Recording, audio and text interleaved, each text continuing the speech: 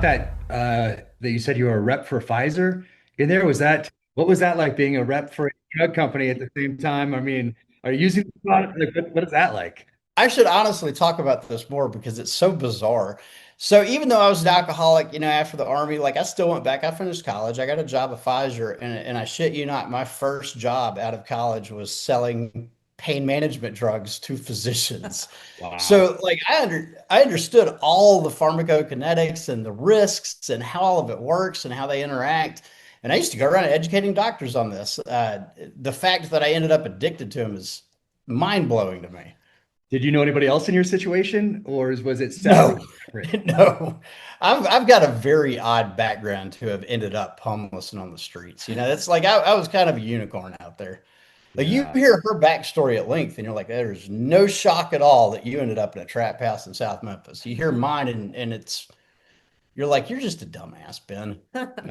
You're just a dumbass.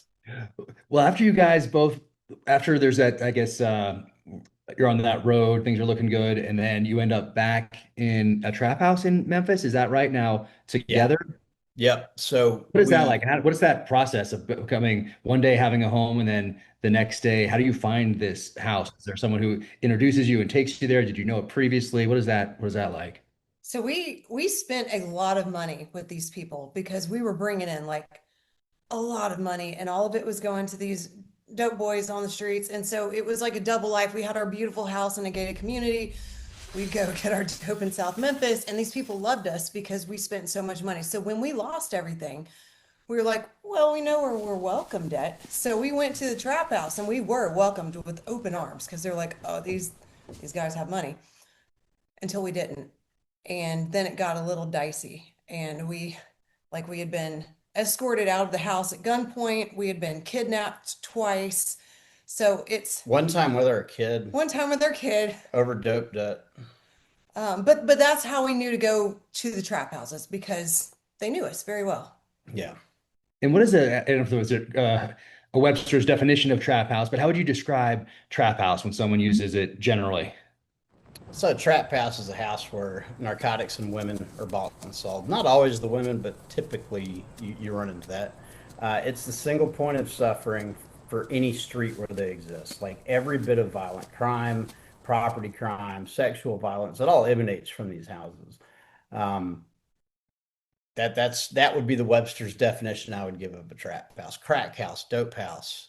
Got it. Got it. And you guys are in there now living full time. And what is your or semi full time? How would you describe living in a trap house? Semi full time. We bounced between traps and our vehicle. And we did have our child. So, and my dad lived in the area. So I didn't want to live at my dad's house, but we would like drop our kid off there because I didn't want him in the trap houses. Yeah. So we were kind of just back and forth to my dad's house and the trap house and all the trap houses.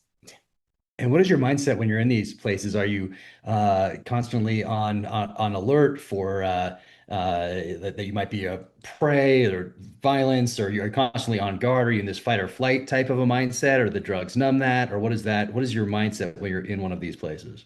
Absolutely fight or flight, 24/7. vigilance all the time because you never know when someone's going to get shot. You never know when there's going to be a drive-by.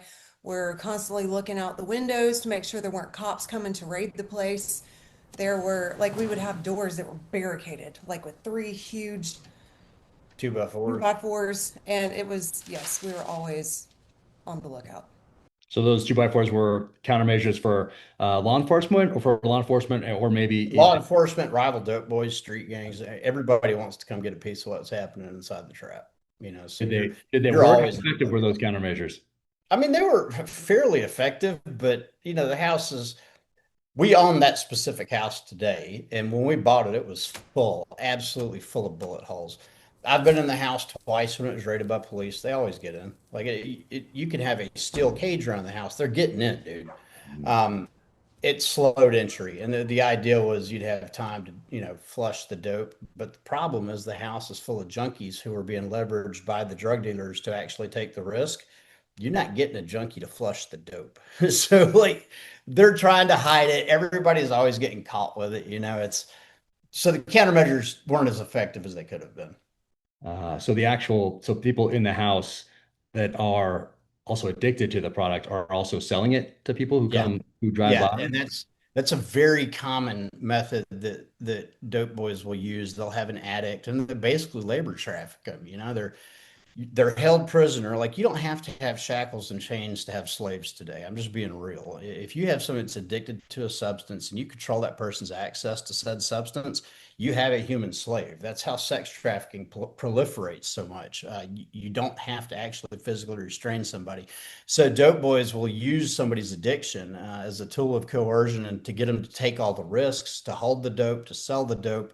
And when cops come, it's almost never the dope boys that get arrested. It's an addict who's getting charged with, 31 grams of fentanyl or something. Meanwhile, the dope boy's back at his place, with bricks on bricks on bricks, never having to take a risk. And so that how often would somebody come by and a dope boy is that what we would also call a dealer, like you'd see on TV, Yeah. or is that yeah. Yeah. So they would come by the house how often to collect cash? So every one of them's different. Some of them like being more hands-on and they'd actually sit in the traps more than not. Ours did. Well, one of them did. The other one would come and go periodically to make drops and pick up cash. Usually they'll work like 8 hour shifts. I mean, they treat it like a business. They'll work 8 or 12 hour shifts. They got, like rotation. There's a schedule for who's going to be on deck at any point in time. That way, you know where the buck stops. If dope goes missing, they know who to go after, et cetera, et cetera. Wow.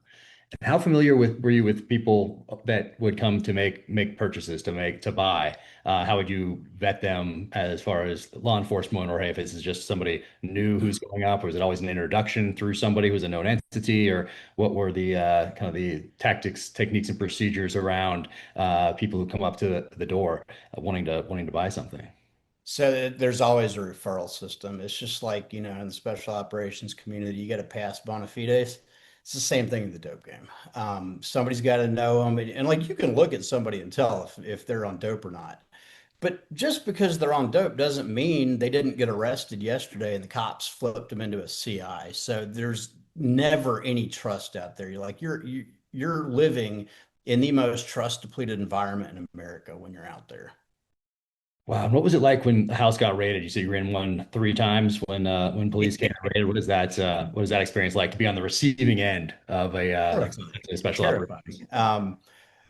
The one time I remember the most was she she was at her house in Arlington and didn't know I was at the trap house. This is before she had gone full blown relapse. And so I was at the trap and it gets surrounded by the organized crime unit. Like they're kitted up, they got their info. Yeah. And we're just watching through the windows, waiting on them to hit the door. It's absolutely terrifying.